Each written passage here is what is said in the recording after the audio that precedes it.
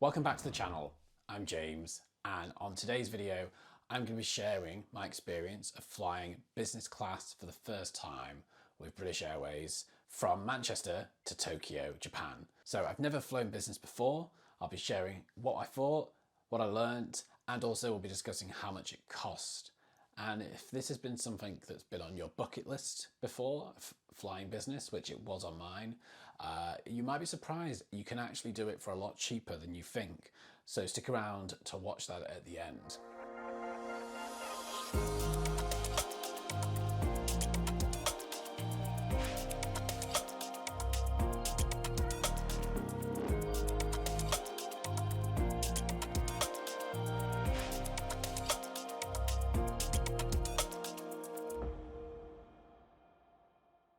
So first of all, what was my expectations of flying business class? I have never flown before, and as you'd expect, we've probably only ever seen anything about that on TV or in movies, and you see people getting pampered. I was hoping for a really good night's sleep, being able to actually wake up in the new country, not having any jet lag, being able to get out, do things straight away, having amazing food, basically just feeling very, very looked after. And also, I think good entertainment. In my head, I thought, oh, business, you might have a bigger screen, it might be better quality entertainment system. So a bit more about the journey we took.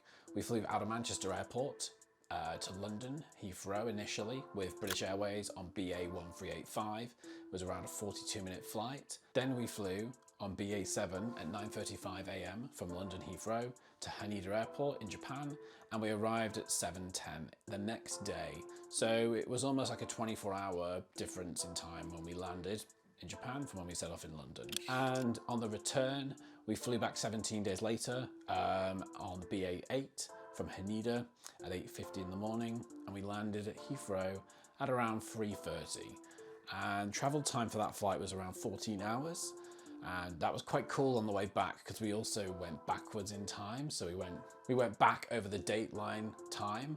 So we actually almost went back 24 hours in time, which was strange. So we won't also talk about the flight from London back to Manchester. Let's just say it didn't go to plan. So first of all, what was it like on the regional flight from Manchester to London when you're flying business? Not a huge amount of difference, although if you've ever been on a British Airways flight from one airport to the other in the UK, you'll notice that there is the section at the front of the plane which they do actually curtain off with curtains, and the seats there are still in standard configuration of 3 on either side, but there's a small table that sits in between either seat, so basically nobody is sat next to somebody else. You've got enough room for your shoulders. A couple of things that were quite nice around having a business class ticket was we got fast track security, so we got straight through the airport quite quickly, and then we got into the airport lounge as well. So at every single airport we were at with a business class ticket, you get access to a lounge with British Airways. So yeah, we had some breakfast, had a coffee, and there wasn't really much time then before we had to get on our plane. So when we got on the plane, there was actually no one else on our row either, but the annoying thing was there was fog in Heathrow. It meant our flight was late setting off, so we had to sit there for 30 minutes. So we eventually got in the air. They served us a breakfast on the plane, which was nice. It was bacon roll.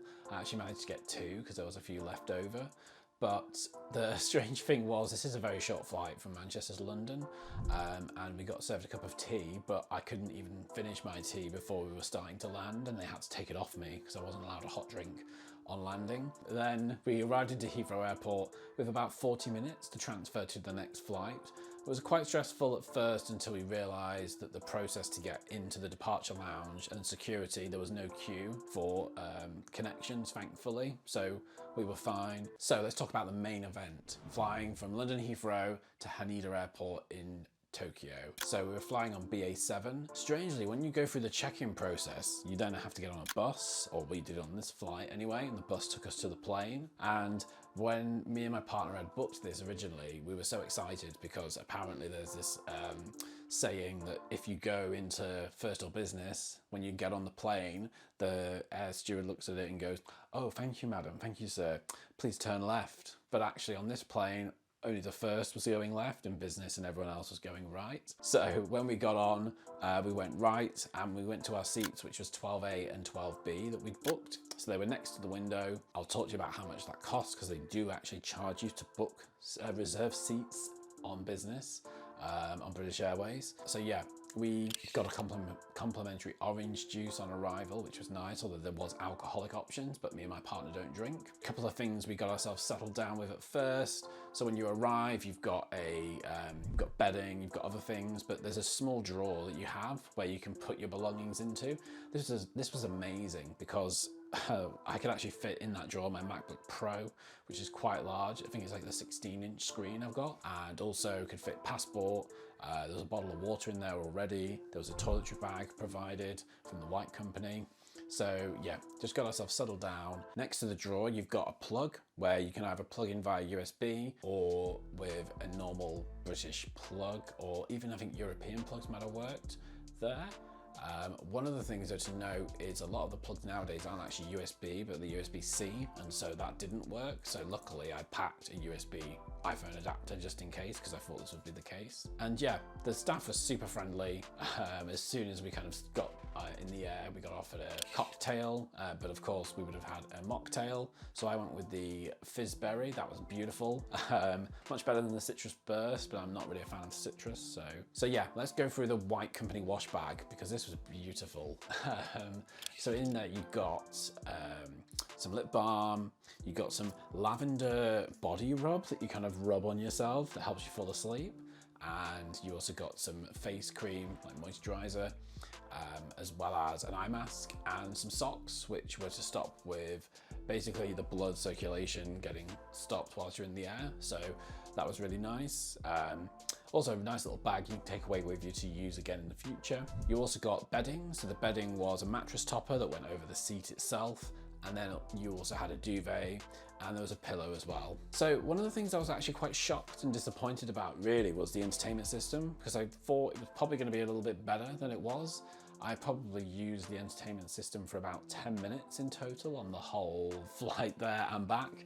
I only really used it to look at on the screen where we were on the globe. But yeah, I suppose it's just an evolution now of where people like Netflix and Apple TV have really come, because they get access to content much faster, whereas like 5-10 years ago maybe airlines did. But yeah, there wasn't really any movies that I was interested in watching because none of them were really exciting for me. But luckily I had put on my MacBook, I've got YouTube Premium, so I had got on there shows to watch that I like to look at, and also downloaded onto my phone as well. So yeah, having that large table actually was perfect, because it meant for me I could have the laptop playing the shows I wanted to play, but have it far enough away that it wasn't in my face. And also, if you've ever tried to use a laptop on a plane before, you'll know that it's really annoying if you've got someone sat in front of you, because if they put their seat back, it basically pushes their screen forward. So obviously business, you haven't got that issue because everybody has their own space, no one's encroaching on it. Also, one of the things I found really strange with this seat, for me particularly, I was sat in the window on the way over to Tokyo. You're actually flying backwards, and that's something that's never happened before. I've never flown backwards. It took a bit of time to get used to when we were on the takeoff originally, because it was strange looking out the window and seeing everything moving past on the runway in the airport. But then when you're in the air, it kind of didn't really matter that much. You didn't really feel it. So let's talk about the food on the plane. And yeah, first of all, you were served 3 or 4 sets of cutlery, all proper cutlery, which was good, which was nice, just nice to have proper cutlery, and also nice to be eating off proper plates. I went with the carrot and ginger soup to start, and then the chicken shashiki for main. The noodles were a little bit dry, as you can probably see in that picture, but yeah. And then cheese for dessert, cheese and biscuits, which was amazing. I love cheese. Yeah, so just got distracted there. Anyway, also the thing I loved about the food was the bread. Like, you got these 3 little bread rolls that were kind of warm in this little metal tin with really nice butter. Yeah, was really tasty. The food was good, and actually the menu was quite extensive because they had a lot of options. So for Ed, he's a vegan, and they had a vegan option ready for him, but they also had vegetarian and other options. Yeah, it was also the 75th year, I think, that British Airways and has been flying to Tokyo. So the menu was a special edition one, which was really highlighting some of the key meals they have in Japan. So then after that, they start to dim the cabin, and also at the window, there is buttons where you can actually press to either block out the sun. This is called electrochromatic windows, and this is where rather than having a pull down blind, it's controlled electronically. So it basically stops the rays of the light coming through. And because our flight was obviously setting off at 9 AM, and then within about 3 or 4 hours, they were trying to put us to sleep so that way when we landed, we would land having woken up and had a good amount of sleep. It was a bit strange because we had our kind of lunch / dinner all in one meal. Then it kind of started to dim the cabin lights, dim the windows, because they're controlled by the cabin crew at a certain point, so that the whole cabin can go dark. So I maybe slept for about 2 hours. I think, if I'm honest, I was too excited about getting to Japan. Also, I wanted to read up about what we're going to do there. My partner slept for maybe about 4 or 5 hours, but after about 2 hours, I gave up, really. I think I did find it strange being lied flat in a bed, because I like to kind of lie with my hands up like this when I'm asleep, and you didn't really get that chance because of the way the seat's designed. So yeah, I went to the staff, found out what kind of snacks were available, because on these long haul flights they serve you meals, but if you kind of want any other food in the meantime, they do have snacks available. If you go to the galley, they've got them in the fridge. And so I was just chatting to some of the staff there, got a drink, got some snacks, came back, watched a few more TV shows, movies. 11 hours is a long flight, so yeah. And then by the time I did manage to kind of drift off again for another hour, I woke up and we were over China, and it was pretty cool actually. I've never seen this before, but thunder and lightning happening in the clouds that we were above. So seeing a thunder and lightning storm almost from below, but we weren't obviously flying over it, but we were kind of flying off to the side of it. So that was pretty cool to see. Then also seeing the sunrise over Korea, that was just amazing. Beautiful scenes of like just this kind of yellow band coming up. I don't think I've actually ever flown over a sunrise before on a window seat on a long haul flight, so that was nice for me as well. And then we started to get breakfast served, so the yogurt was beautiful. It was like a 2-course breakfast as well, which breakfast is, I love breakfast. It's one of my favorite meals, so yeah, I loved having the yogurt. Then also a big British breakfast, or full British breakfast it was called, with again warm bread. And then they started to lighten up the cabin with this kind of red tinge to begin with, and then the lights started to come up, and yeah, then we were on our way into Tokyo. It was an amazing view when you hit Japan and you kind of fly around the south of the island. You can see all the Alps with the clouds caught in them, and then you start to see Mount Fuji, which was amazing to be able to see Mount Fuji standing so high above everything else. And then you kind of come into the bay of Tokyo, which gives you a great view of the city, and then you land at the airport. Just amazing. A couple of things that weren't amazing though are, when we landed, our bags were not there. They were still in Heathrow. Because I think of the issue with the delayed flight, basically our 2 suitcases didn't arrive with us, but they were pretty good at coming to tell us as soon as we'd come off the flight, so we weren't stood waiting at the conveyor to find out that our bags weren't there. A member of British Airways ground crew in Tokyo basically came to find us and told us immediately, don't wait, they're not here. So we meant that we actually got through out into the kind of airport departure lounge and was able to make our onward travel much faster rather than waiting. And I'll do another video to talk to you about the JR pass, because that's the first thing we did, was pick up our JR pass so we could get on the bullet train. Because actually we didn't stay in Tokyo that night. We were going to stay in Osaka for a couple of days, and we were making our way from the south of the island over the next 15 days back up to Tokyo to then fly back. But there's another video about the JR pass, and also there's other videos I've got in a playlist around my trip to Japan, so you'll be able to look at those as well. On the way back, let's talk about the flight from Tokyo to London. So again, great because we got to use the Japan Airlines lounge. It was crazy. I've never seen a lounge that large. You probably could have about 400 or 500 people, if not 1,000 people in that lounge. Even just the seats looking out into the window where we sat to have breakfast, there was probably about maybe 150 seats just looking out into the windows. So that was just mind-blowing to probably be in such a large lounge. And there was food options where you went up to a lady who basically you ordered from a menu of what you wanted. And they obviously had like European cuisine, Asian cuisine. It was amazing, the menu, very extensive. So yeah, we got to enjoy that nice lounge. And then our flight set off at 9 a.m. on the Sunday morning. And we landed back in the UK at around 3 o'clock, maybe 3:50. Now this was a bit mind-boggling for me because I've never crossed the date line before, but our flight back, we went kind of backwards over the date line. So when we set off at 9 a.m. on Sunday, it meant that when we crossed the date line, we went back 24 hours. And so we landed and it could have felt like on our watches, we'd only been traveling for maybe 6 or 7 hours, but actually we've been traveling for 14 hours or maybe closer to 15 hours, I think in the end. So yeah, that took a bit of getting used to for my body and my mind, really. The flight on the way back, I ended up giving the window seat to Ed because I'm a nice person. But yeah, it was nice to travel facing forward and also just to have the view of the kind of galley on the way back. I did actually sleep for about 6 hours on this flight, much more than I did on the way over. I also think just when you're ready to go home from a holiday, you've had an amazing experience. My body was exhausted. So yeah, the food was nice. To be honest, I didn't actually take much video on the way back because I was so tired. I was just ready to sleep and just enjoy the flight. One of the things I was disappointed about when we landed into London Heathrow was that our flight to Manchester was cancelled, but we weren't the only people. There was quite a lot of flights. There's a lot of travel disruption nowadays. If you watch my video about Ibiza, you'll hear about the issues with air traffic control in the UK in the summer of 23 when there was about maybe 2 or 3 hours where there was a computer system error, but it had a knock-on effect where everybody got impacted. So we got stuck in Ibiza for 36 hours. So, you know, and that was the week before we went to Japan. So I'm no stranger to the fact that nowadays traveling just doesn't go to plan.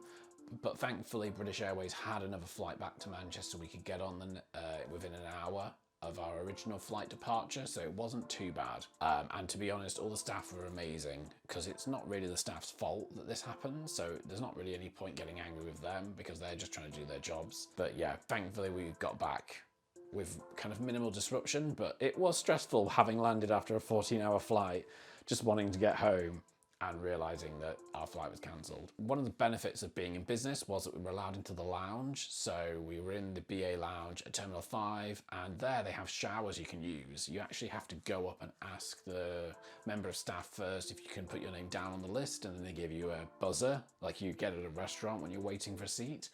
And then the buzzer goes off when it's your turn to have a shower, and they've got like fresh towels, they've got toiletries in there, a hairdryer.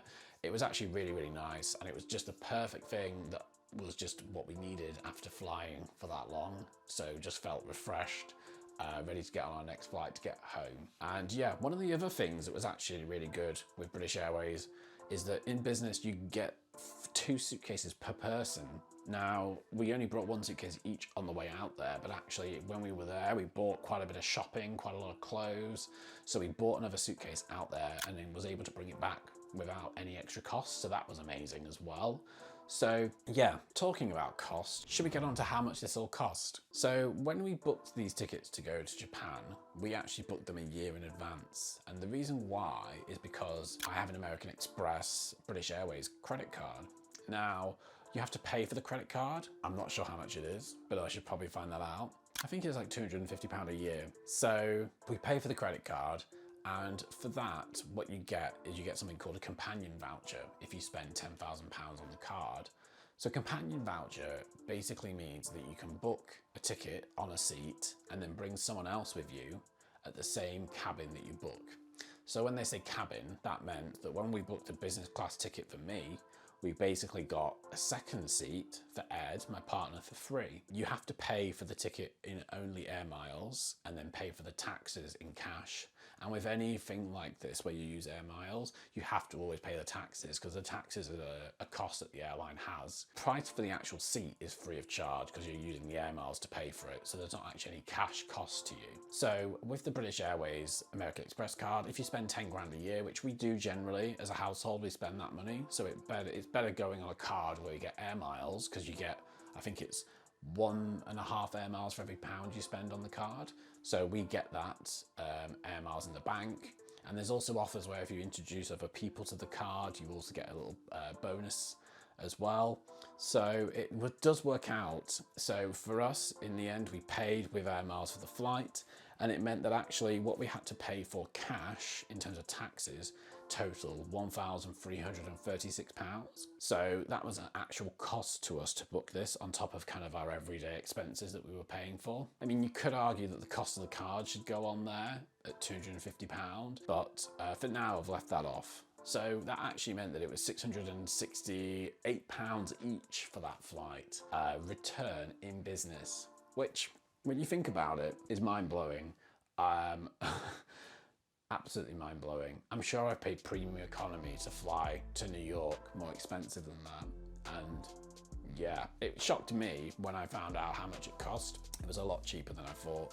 Now, we did actually pay to reserve seats.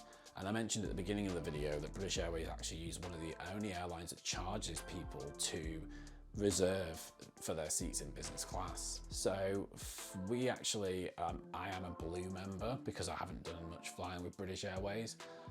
And so this is the executive club that you have to sign up for if you want to get Avios, or it's kind of the equivalent of Airmiles. But if you are a silver or gold member, then you don't get charged to reserve seats in business class. The interesting thing here is, and I'll tell you how much the cost was to reserve the seats. It was £332 to reserve for 2 of us to go out and 2 of us to come back. But actually, maybe another way to look at it would be that if you was to book a flight with British Airways, and this could be maybe you go to Amsterdam for the weekend on a short trip for maybe 1 or 2 people, and as long as you do 2 or 3 trips, I think that basically pushes you up into the next tier.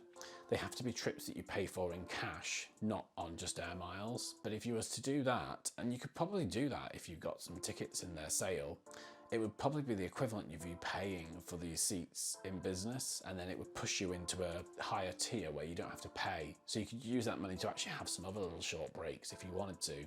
We didn't have that option because we reserved the seats kind of a month before we flew out, so it was all just a bit last minute.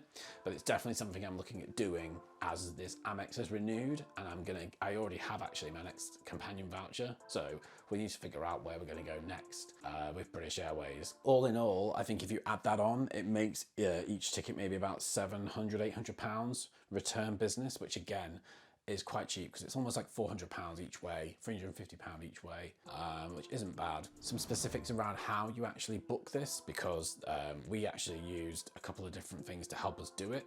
So we used the Reward Flight Finder to help us actually plan and map when the tickets were going to go on sale for the route we wanted, and made sure that we had that in our inbox the day the tickets went on sale. So then you have to actually call up British Airways because you can only book your one-way flight at that point. So what that means is we had to call British Airways, give them our companion voucher, say we want to book our outbound ticket, and then when you then book the way back, you call them again and say, oh, can I add to that booking my return? So yeah, that's it really.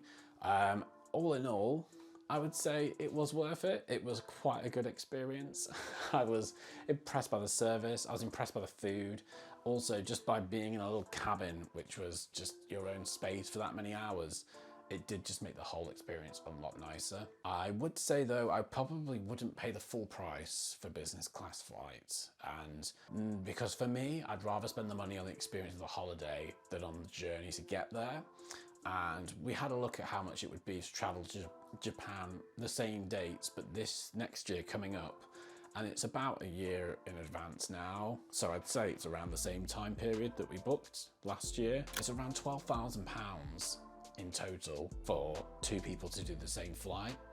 So it is a lot cheaper because, yeah, as mentioned before, if you're gonna spend that money on a credit card or a debit card, you might as well get Airmiles. Use those Airmiles to pay for the flight, and then, you know, you're kind of only paying the taxes. So it's almost like, what, 10% of the cost at £1,400 rather than £12,000. I just don't think I'd be able to justify spending that amount of money to pay full price for business, for me anyway. But you know, it depends how much money everybody has. So that's it for now. I hope you enjoyed the video.